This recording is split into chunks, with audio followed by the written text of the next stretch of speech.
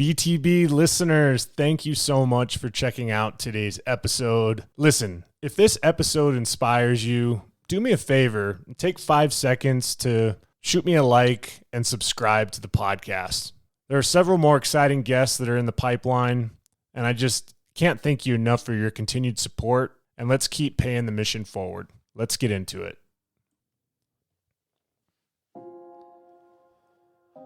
Episode 27 of the BTB Project. One of the most challenging times in my life was a little over 18 years ago, being by a hospital bed with my mom in it, knowing that she was losing her battle to addiction and having to say goodbye. And I never knew that that story would impact today's guest. I met him back in high school in Parker, Colorado, where at 16 years old, he became addicted to drugs and alcohol, where his life spiraled out of control, almost losing everything, going to prison, and ending up in a hospital bed himself, over 500 pounds, where doctors were contemplating amputating his legs. He now is 8 years sober and is an advocate for addiction recovery. Ryan Morgan, welcome to the BTB Project. Don't be afraid of the dark. Be careful with stars. Not every light is gonna guide you, baby. Welcome to the BTB Project, designed to empower listeners to identify their why and to live their best lives no matter the circumstances. My name is Coleman Gerhardt, a former athlete and motivational coach. I've had the opportunity to inspire thousands through my story and help accomplish what they are built to be. You'll be encouraged by each and every episode, and let's get into it. Yeah, when I blow up, I'ma soar high like Peter Pan. In real life, be living out my dreams. If I'm waking up, it's in a foreign land. The BTB Project has been able to have some incredible guests so far, athletes and coaches and mentors in my life. And today's guest is one of the most remarkable comeback stories I've seen in my life. And your journey has had a lot of ups and downs. And just to give the listeners a snapshot, it's been 4 different rehab centers, including a transitional program, and being in and out of prison before getting clean. And also your dad passing away from using meth. And you were trying to attend his funeral, but because of a probation violation, you were unable to go. And then fast forwarding to the current situation, which includes a healthy relationship, which is being a father of 3, and also a lot of peer endeavors that you've tapped into. As I've shared with previous episodes, my life has been impacted by addiction, and it gives me tremendous honor to welcome Ryan Morgan to the BTB Project. Welcome, man. Thanks so much, Coleman. I appreciate it. Like I said, man, it's an honor to be able to share this conversation with you. And I think that, your perspective on a lived experience with a family member with addiction is super important, man. So I appreciate everything. Absolutely. The world that we live in today, there are several challenges just in itself. But when it comes to addiction and how it has impacted both of our lives, I think that there's just tremendous value that the listeners are going to take away today. And I think a good place to start, Ryan, is to fill the listeners in on your journey. I know that this is kind of a shot between the eyes moment, but I believe that you walking us through how you got to where you are today would be a great place to begin. Thank you. Born and raised in Grand Junction. I have a older sister. I have a younger brother. I had an amazing childhood in Grand Junction, played sports, athletics were a big part of my life. Moved over to Denver, Parker specifically. At about 15, I was going into my freshman year of high school. It was a pretty big transition going from Grand Junction to Parker, Colorado. but adapted well. Enjoyed it. I liked being close to the big city. It was a good move. It was a positive move at that point. I look back and I think about addiction and how it affects families, and I never had addiction in my family. I never knew anyone addicted, never had cousins or anybody affected by addiction. So it was never really a focal point in my family. We'd go to family events and have wine and big Italian family style. So it was wine with dinner. And that was pretty normal. And I never saw addiction. So it wasn't a big piece. That's where you and I kind of crossed paths. Was born and raised in Parker, Colorado. In my tennis past, I spent some time in Grand Junction. There's actually a pretty well-established tennis community up there. And, I know the difference in demographic and know that was probably a big change as you approached high school and new friends, families kind of uprooted to a new part of town. Maybe walk us through how that transition was, not just maybe knowing that addiction wasn't part of your life at that point, but what were some of the things that you were experiencing as a high school kid in Parker that started turning into something you didn't want to? I'd definitely say, the normal everyday high school battles that, kids deal with, especially being a kid at 15. You didn't have a group of friends to really call home and, didn't really know anybody. So it was kind of difficult to really go through the transition. My dad had got a new job in Denver, so that had moved him out the year before we had taken off. So it was a good thing, and it was a good thing for our family when they had bought the house in, Parker. We were so excited to go. I remember it was like spring break, and I wanted to move a week early. And I ended up moving actually at the end of my 8th grade year. I ended up spending 2 months at Sierra Vista Middle School. Yeah. So just a weird transition, but, it was all positive for the family. But I did notice, a separation between my parents, kind of a distant relationship start to change. Yeah. My mom's family lived in Denver. My dad's family was kind of dispersed throughout, so she wanted to be closer to her family and my dad wanted to give that to her. The change in just environments was good for me. I was comfortable to have family close. But then again, my life and my everything was in Grand Junction. I even attempted throughout high school to move back and go stay with a family friend. I attempted that a few times in the later parts of my high school career, but it never worked out. Yeah. And I was grateful enough to be able to graduate from Ponderosa and go through that experience, but built me into the person I am today because I get to see people just on a different level. You think especially in high school in Parker, Colorado, you're very diverse. You had your in crowds and you had, so there was just so many people. So it was really hard as a young male to get through. Yeah. And believe it or not, I'm almost up to 17 years of still being involved in high school athletics as a coach. And now aging myself a little bit here, but having a rising junior in my family that is in athletics and in the high school scene and in the social scene, and my 2 daughters, they're working their way up pretty quick to experience some of those social dynamics that we felt. But I bring that up because, especially too, with you having a little one and one on the way, that it's a lot different socially in high school today than it was for us. And I thought it was pretty hard with trying to fit in back in the 2000s, late 90s.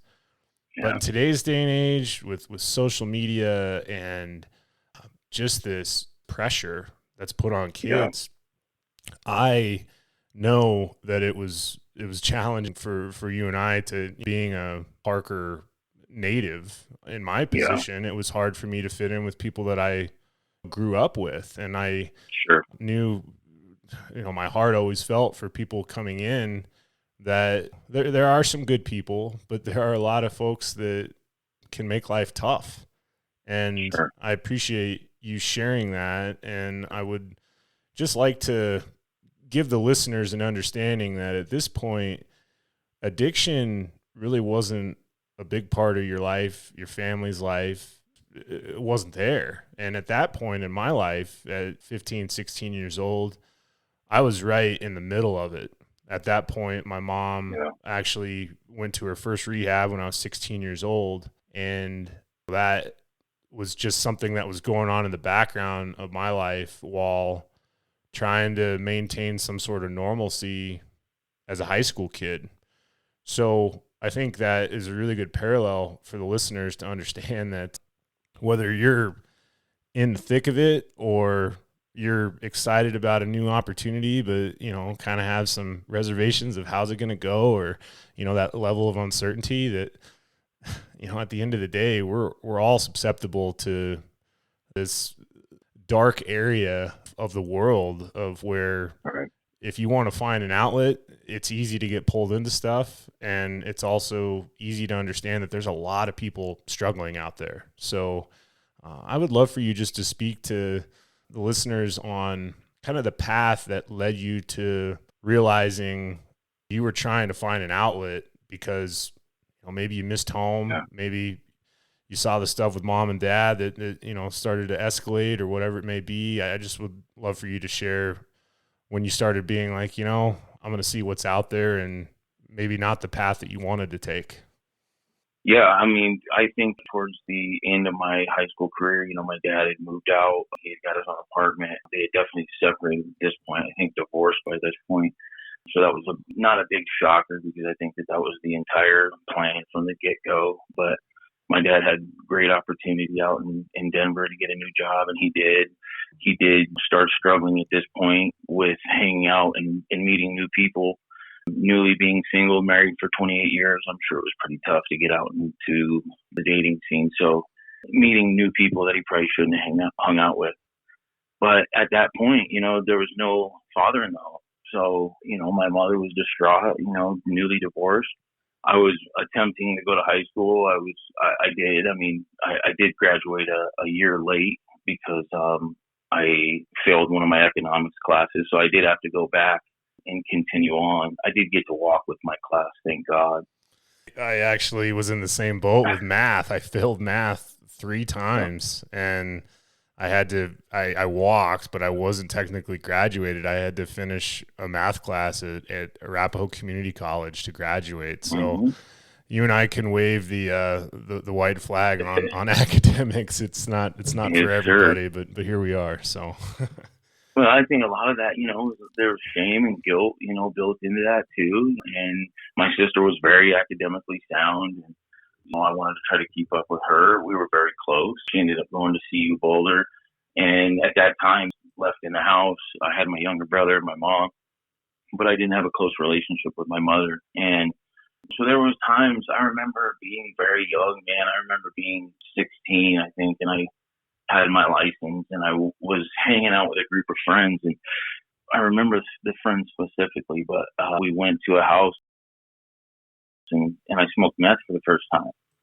I was 16 and I did that on a few weekends, and I didn't start even thinking about that until a few years back. I was like, I think I was smoking weed at the time, just dabbling like a normal, you know, 16-year-old kid would, drinking here and there, but I didn't have direct influences. But that was the first time, you know, that I really experienced illicit drugs. I think we did ketamine a few times and did meth, but I was in athletics too. I was playing soccer at this time. Yeah. I was trying to maintain this image and trying to keep up with being a 16-year-old kid. And so dabbled throughout high school and finally decided to not go to college and go to, well, actually at the end of my senior year, I did go to culinary school. I did receive my associates in culinary and hospitality, a move in the right direction. And it allowed me to get a very good job. I had a really good job with a local Mexican restaurant in Denver. Opened a lot of restaurants with them, and I was 22 at this point, and alcohol was not really prevalent in my life. At this point, me and my dad's relationship had kind of fluttered away. He had been calling me a lot for advice. And felt more like the father in the relationship. Indeed, he was struggling and having a really tough time. In your 20s, just was not a position that I wanted to be in. I At that time, I was playing beer pong with the boys. I had a great job. Everything was great. And I had a friend bring Oxycontin into the house and said, "Hey, man, you should give this a shot and try this." And I remember vividly sitting on the couch and being like, "Oh, like, I don't know, man. I don't really want to, dive into that." He's like, "No, you have no idea." And I remember taking that line, and shortly after that, everything just started to deteriorate. The job, I was traveling a lot for work too, so it was tough to get connected with drugs. So I didn't know that I was sick at the time, but I was going around trying to find drugs in different cities. And nobody knew that I was struggling at that time because I had such a career that was going well. You had a lot of surface things going on to where anything in the background, no one's going to question it as long as things look good on the outside. And that moment when your friend brings over drugs, and I want to go back to that moment of where you're sitting there and you're like, man, I don't know if I want to get into that. If you had the opportunity today, knowing what you know now, what would you do on that couch today?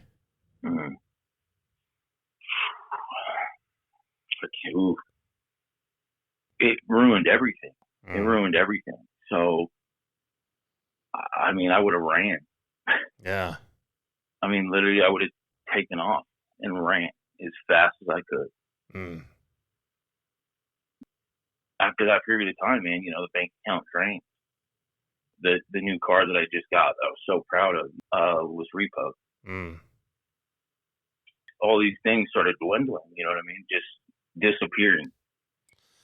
But I didn't understand what I was doing. I didn't understand what position I was in at that time, because I still had this image that I was trying to keep up with. So and nobody knew. Yeah. I mean, nobody knew. Yeah. Or so I thought. Right. And for the listeners, I'd love for you to share, and I appreciate the vulnerability of if you had that moment back, but that moment happened and you're walking us through some of the preliminary things that started happening in your life. Would you mind sharing what rock bottom was for you? I think rock bottom probably for me was entering into the prison system and having I remember making a phone call to my mom, and at this point, she had bailed me out a few times in the past, and at this point, she's like, "You belong there. You need to stay there." And I think at that moment, I was like, all right, this is my time. My family's going to turn my back on me, because I'd been enabled so many times before that. And it was, I can get out of this. I can get out of this. And at that moment, like, I no longer have that reaching hand. So mom says, hey, you need to stay here. I'm just trying to draw some parallels because I can relate to some of these moments you've experienced where it's been more indirect, but I feel like we felt very similarly when you knew that this was the decision that your mom felt was best for you. At that point, did you know you had a problem? Yeah, I mean, I had tried to express it before, but I just felt like it went on deaf ears. The chance that I finally got to cry out for help was I was living by myself in an apartment in Denver. I had been probably using about $150 a day at that point. I was running a restaurant on Hampton. I remember into my restaurant and cutting up cilantro. I remember, and finally just having this thought in my head, I need to get help. I'm done. I'm through with it. And I remember dropping the cilantro, the pan of cilantro. And just the amount of rage that I received from dropping that pan of cilantro was enough for me just to go into a feeling that I'd never felt before. I called my boss that was in charge of me at the time and said, I need help. That was the first time that I told anybody I really needed help. And I was ready to fight this. Well, thank God that he had been a recovering addict himself. Ah, wow. And so it was just a godsend to have him in the picture, guide me through the process. My company at the time, they paid for me to go to an amazing rehab, a lot like the one your mother went to. Very nice, plush vacation. I think I went for 17 days, Coleman. I think it was maybe 2 weeks long. I think I asked to stay for an additional 3 days. But it was vacation, to be honest with you. I remember vividly the times that, how excited I was for my mom to go to rehab. Right. And when she got there, it's just like anybody else. Like, let's just call a spade here is, if you're completely removed from the environment of where you're using and you're going somewhere that is self-contained, that is away from normal everyday life, you're absolutely going to see someone start making some changes. Yes. The question is, what does that person do in that environment and take away from that environment for them to go back in to the environment where they were using, where they were in addiction, and develop community around them and work the plan and actually be a part of society again, right? Right. And I think that's a really important piece to understand when you're talking about it was like a vacation. When I watched my mom do this 4 times, after the first time, I had that same feeling of, is she going to put in the work or is she going to go on vacation? Right. I literally verbatim, because my mom was a flight attendant. Okay. She went to amazing places. Yeah, all she did was after she was done working, she was basically chilling in all these amazing places all over the world when she was working. And I always thought of it that way. Are you willing to put in the work? So I'd love to go back to that moment where, you get into rehab, you get to the end of it. What was it like getting out that first day?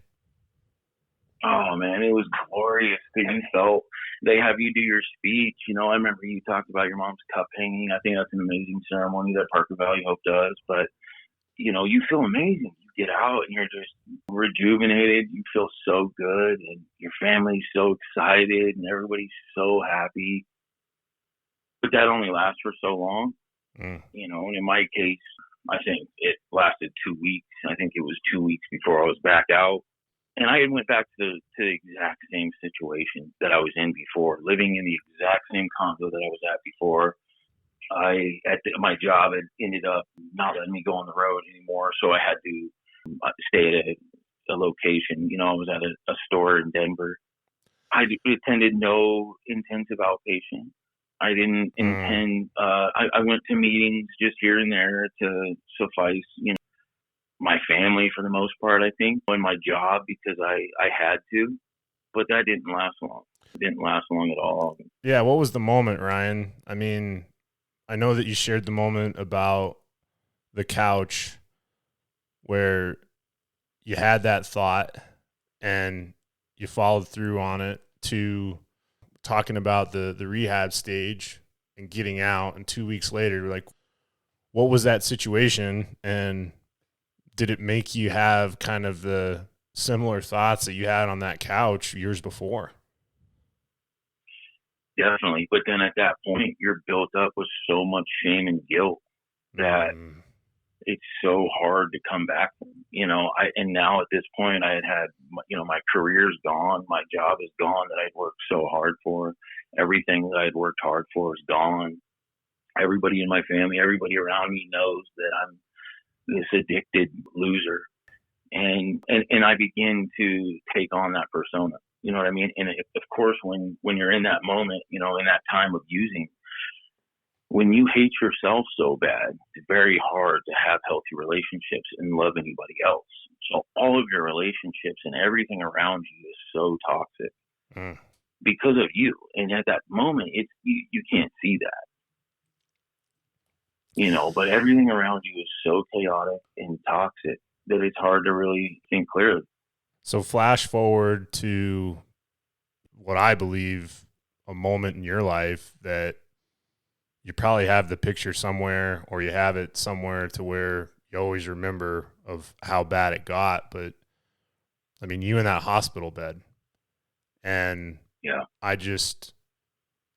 to parallel with my experience with addiction, I'll never forget the time where my mom was clinically brain dead in a hospital bed, and I had to say goodbye to her. And with you, when I see this photo of you in a hospital bed in rough shape, I got a sense that could have been a moment where people were going to have to say goodbye to you, but they didn't have to.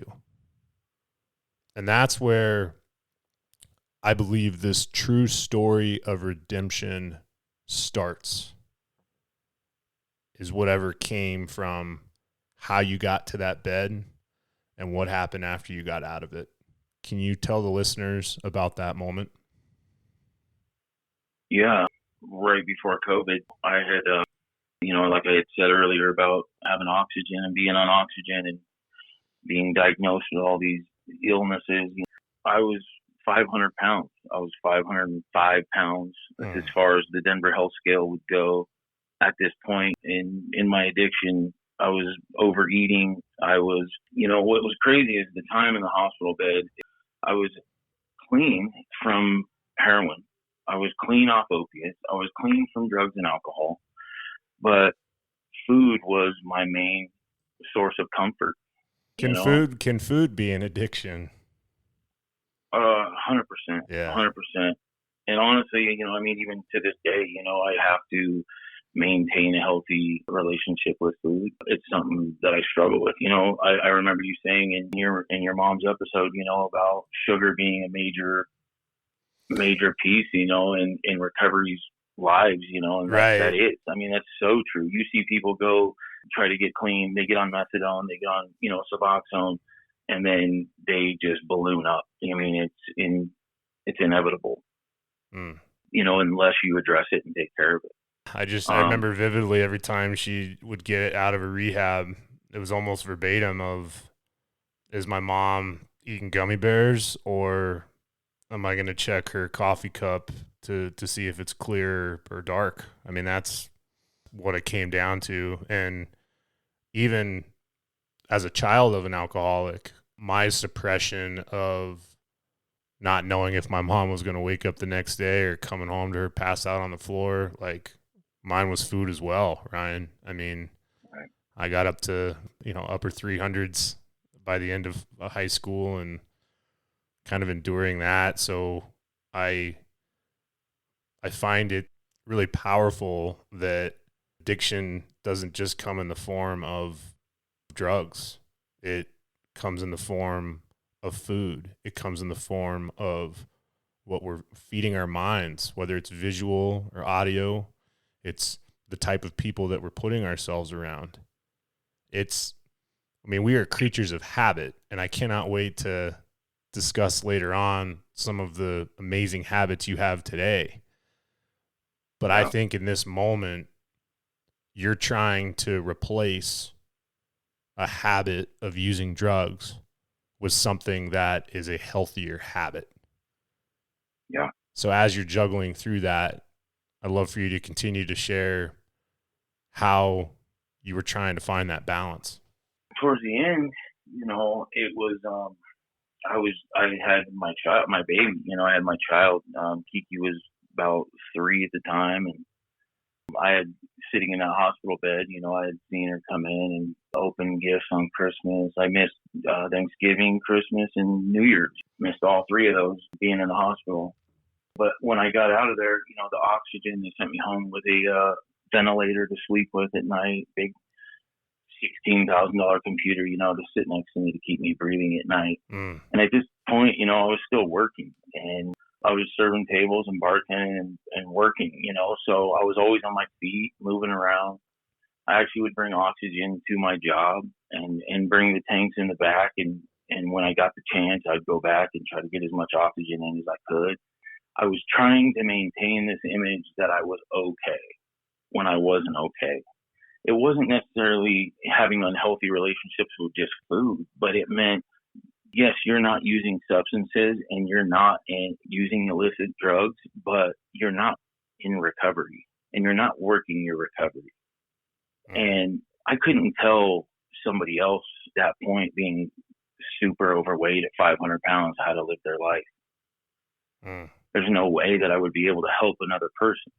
I knew that. At this point, I'd already lost my father to addiction. So it was my mission to want to help people and give back, but at 500 pounds, I was unable to do that. I knew that would never be possible. And by the look of my kid's face in that hospital bed, I knew that it was time to change. And I knew that from that time forward, it was going to be a different life. I could either go the route of staying on that ventilator. I could go the route of continuing denying my body the resources that it needs. I can continue on without breaking these generational curses. So many different things that I learned in that moment that pushed me forward. And I did. I mean, at that moment forward, they said, Ryan, we're most likely going to have to amputate the legs. I remember a team coming in. It was right before COVID started, and they said they had the CDC come in, and they were talking about they found something in my blood, an infection in my blood that was mostly found in long-term care facilities. And my oxygen was super low. I was unable to breathe. It was just a tough time. I remember I'm taking off, 100 pounds of fluid the first week that I was in there. Just so many. I remember a friend coming in and seeing me and saying, man, Ryan, you look like a beach whale coming in when I saw you in the hospital bed. You look like a beach whale, and just those words and everything stuck with me, throughout, that I knew that I had to change, not only just for my daughter, man, at this point, but I had to do it for myself, because I had tried already before that so many times to get clean and get right for everybody else.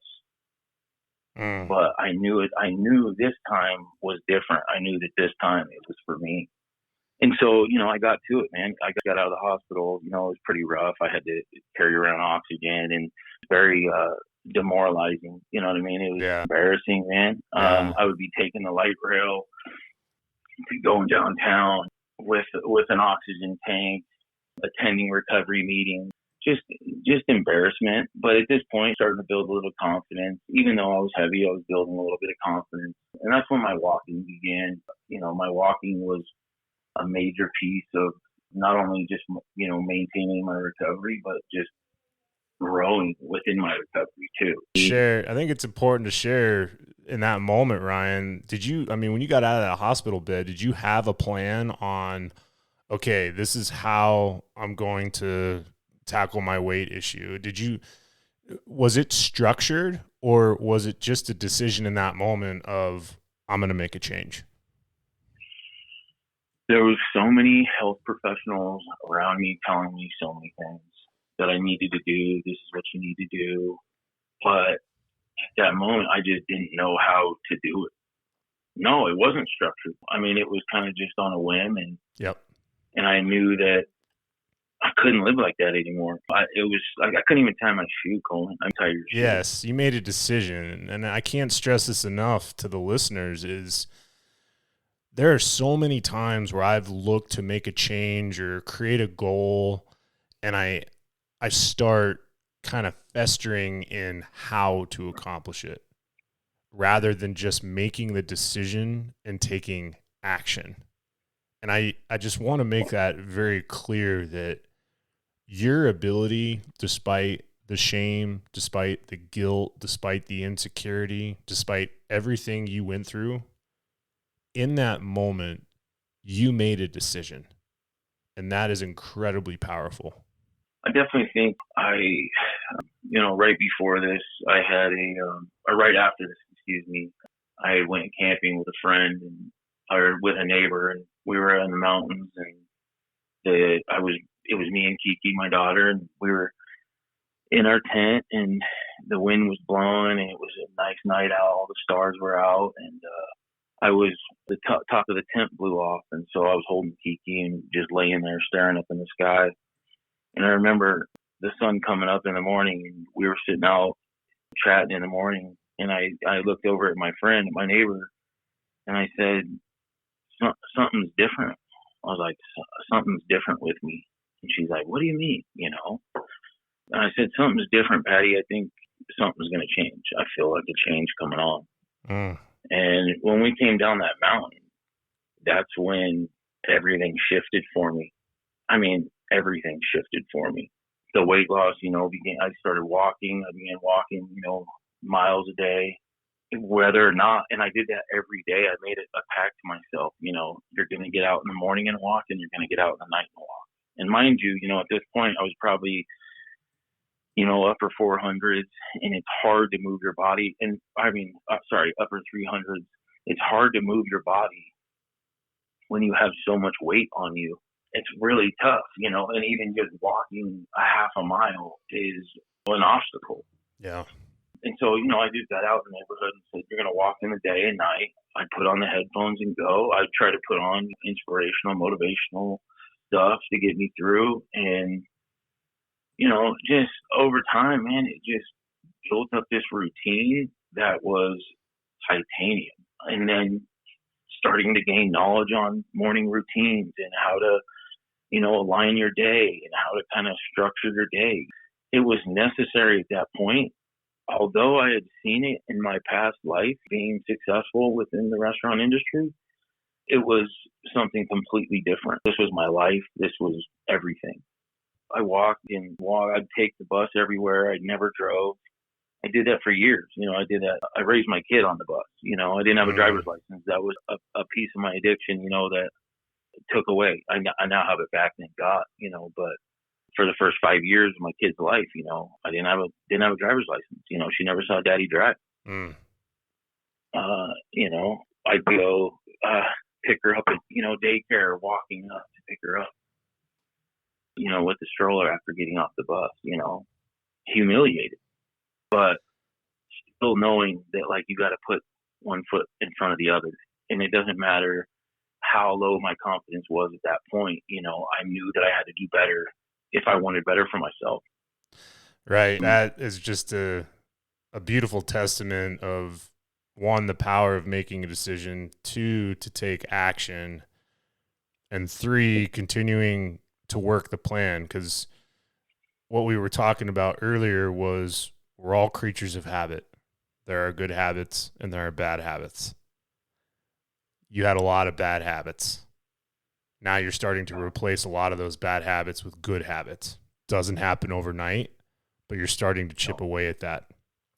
And I want to kind of draw another parallel again to this moment in your life that I can relate to. Was when my mom got out of her fourth rehab. She came back from a very exclusive rehab center in Baltimore, Maryland, called Father Martin Ashley. And it, I believe, was just shy of $40,000 for a 21-day intervention. And this was the second time that she went back out there. And when she came back this time, Ryan, my mom was not only sober, but she was vibrant. Her skin was different. Her hair was different. Her energy was different. Her eye contact with me was different. My mom was clean. Yeah. Part of her process of coming out of that rehab was very similar to what you experienced with your work. Is my mom had to go to her direct report for United Airlines and basically create kind of the plan of how they're going to move forward with the employee work relationship, because this has happened so many times now. And traditionally she'd go into these and they would put her on a kind of a probationary period where there'd be certain restrictions for a job that would hopefully prevent her to not relapse. But this time she came in, and at this point it was her fourth day that she had been sober, and her direct report sat her down and basically said, Peggy, we're sorry, but this is the end for us. We're going to have to let you go.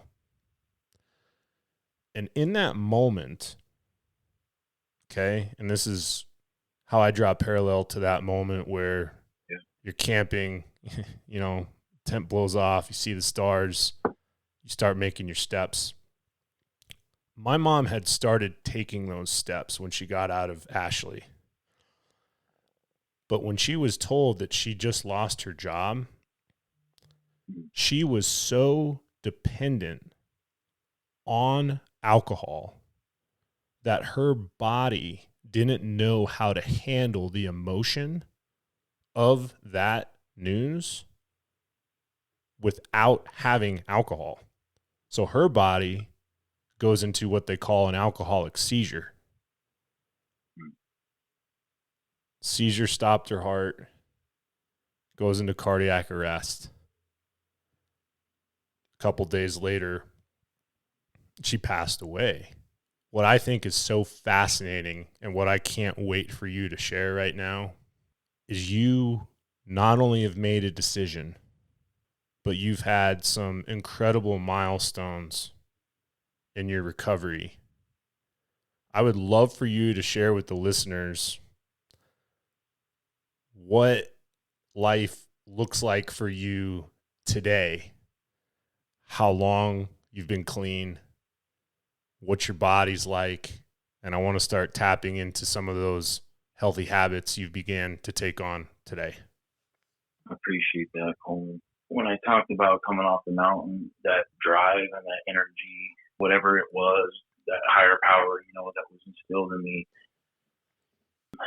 gave me this new outlook on life, you know, and especially being a single father at the time, you know, mom left super early in her life, you know, so I had to be there, regardless, you know, but I was so happy to and proud of myself that my daughter got to see me overcome something so evil, even though she didn't know at such a young age what dad was going through.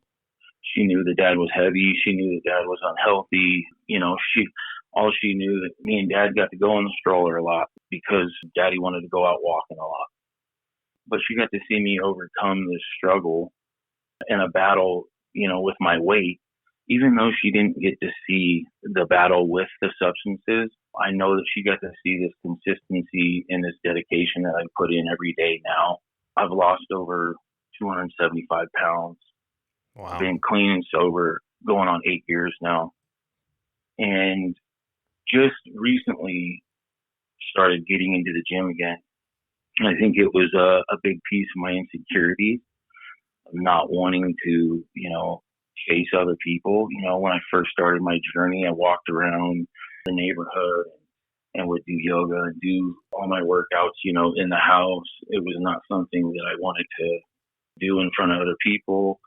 And, you know, it wasn't helpful for me to be in an environment like that I looked at myself in such a bad way. So I just, you know, I worked out at home and that's what I thought was my plan, you know, but just recently, you know, since I'm not able to walk as much anymore, especially with the kids and everything, you know, I am able to get into the gym and at least, you know, take care of my body the way I need to. My diet is not as great as I'd like it to be. I did recently go vegan. I went vegan for a year and attempted that path. I thought it was something I needed to do just throughout my weight loss journey and try it out. And I enjoyed it, you know, it was something really great. And I'll get back to it eventually, but yeah, there's some things that just along your recovery that kind of mend and get put on the back burner at times. And sometimes I have to put energy in different things, you know, because I'm not able to just focus on me anymore. It's not just about me anymore. It's about the people that I help and serve, and about my family. Yeah. And when you're going through such a hard time, like when I was in that hospital bed there, everything at that moment up until then was all about me. It was all about me. Me. I get everything, me. And everything after that moment was my mission to give back and to serve and to give what was given to me, because that power that was instilled in me coming off that mountain, or whatever it was that was instilled in me, was something that I knew I had in me the entire time. I've had it in me my entire life. It's just I needed something to spark that, and I needed something to shoot me in a different direction. It doesn't discriminate. Addiction doesn't discriminate. It doesn't matter your social status. It doesn't matter how much money you make. It doesn't matter your color of skin. It will get anybody and everybody, and especially those that are suffering. And unfortunately, in this life tends to be a lot of suffering. Right. And I think that a lot of times, people cope with drugs and alcohol, and obviously alcohol a lot more acceptable than others. But, like you said at the beginning, it's going to be there for you if you want it. It's going to be there regardless. It's not going anywhere. Yeah. If anything, it's going to get much worse, but it's not going anywhere. And unfortunately, these are conversations that we're going to have to share with our kids, and not being able to experiment like I did at 16. You can't just go out and go experiment with a substance, at 15 years old or 16 years old and get away with it anymore. Right. I mean, now that's death. It's death now. Yeah, and that's what I would like for you to speak to next is, I know that you've been part of mentorship and helping others in recovery, helping addicts, making it a mission to help others not have to see some of the dark places that you have seen.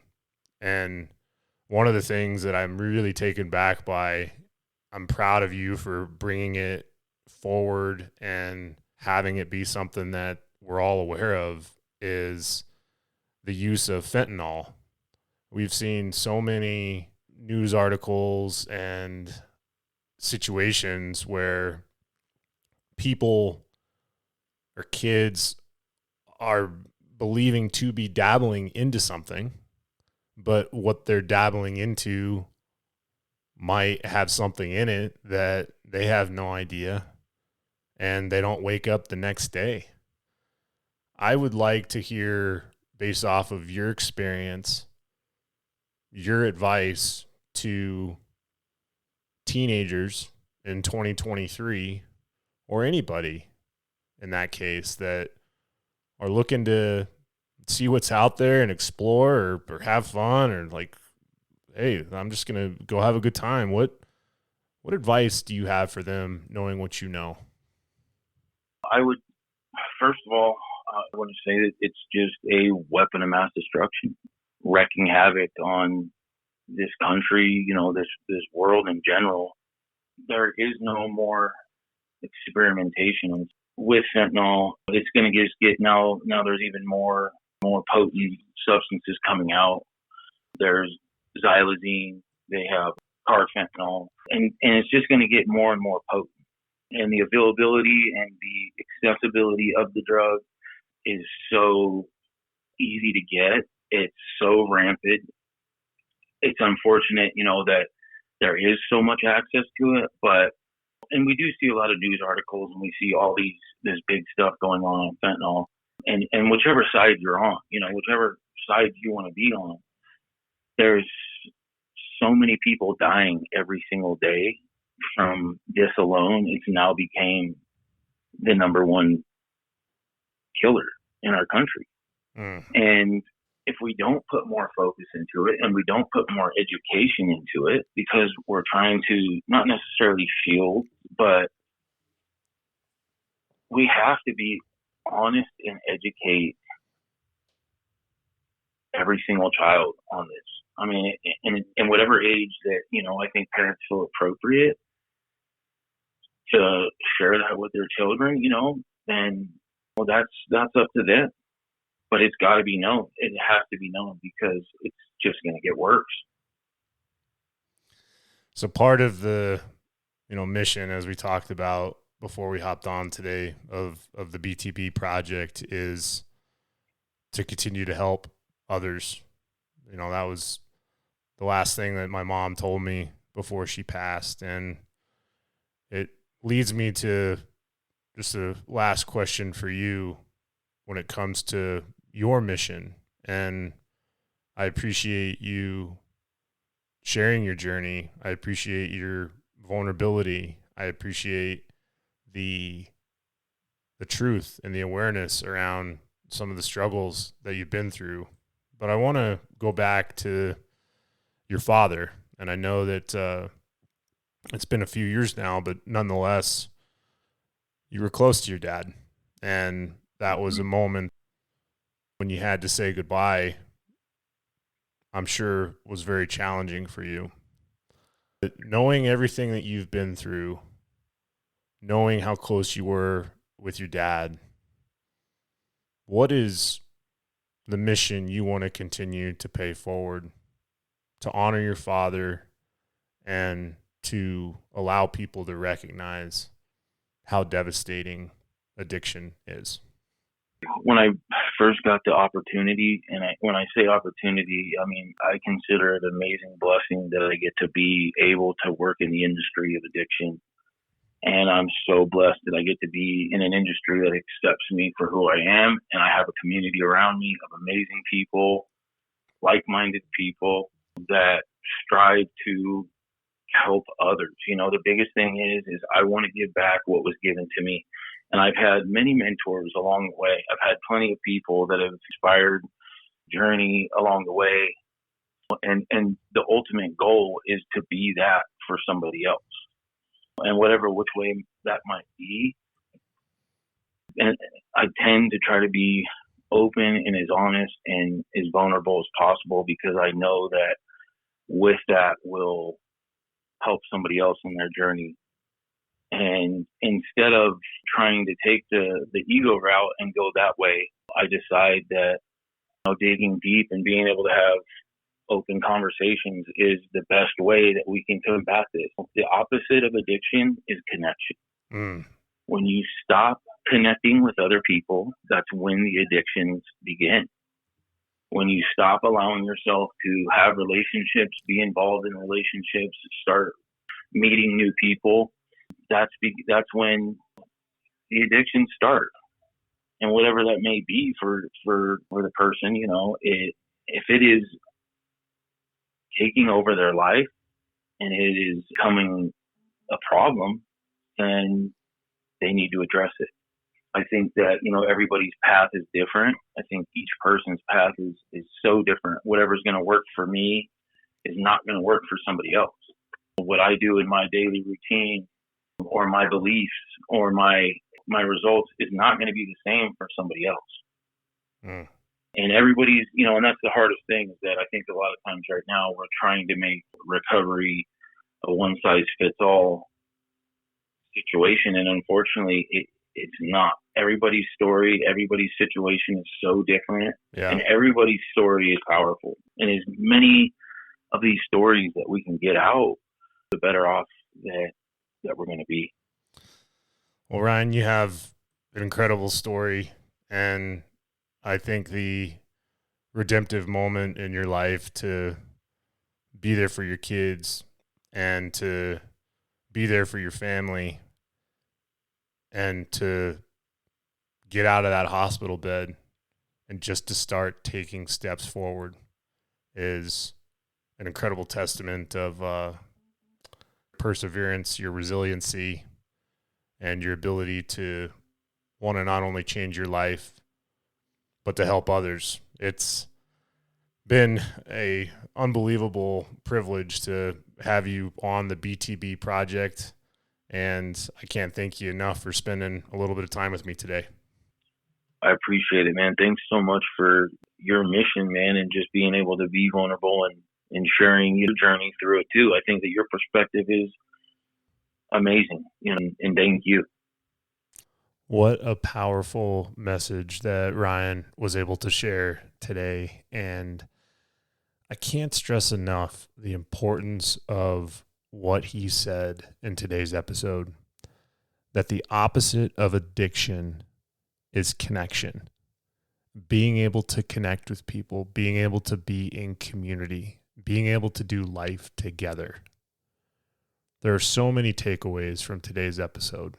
And I want you as a listener to recognize that each and every day there's an opportunity. And that opportunity has so many people in your life that support you and encourage you and are around you to do something great. There was a lot of heavy topics we covered today, and I completely understand the epidemic of addiction. Not only one, how it's affected my life, but how it's affected lives like Ryan. At any time, if anybody ever needs help, remember there are resources out there, and at any time you feel like you need a helping hand, please call the Addiction Crisis Helpline, which is 1-800-662-HELP. Again, 1-800-662-HELP. There are people out there each and every day that are willing to be part of that community you need. Impossible's nothing. I'm proud of each and every one of you.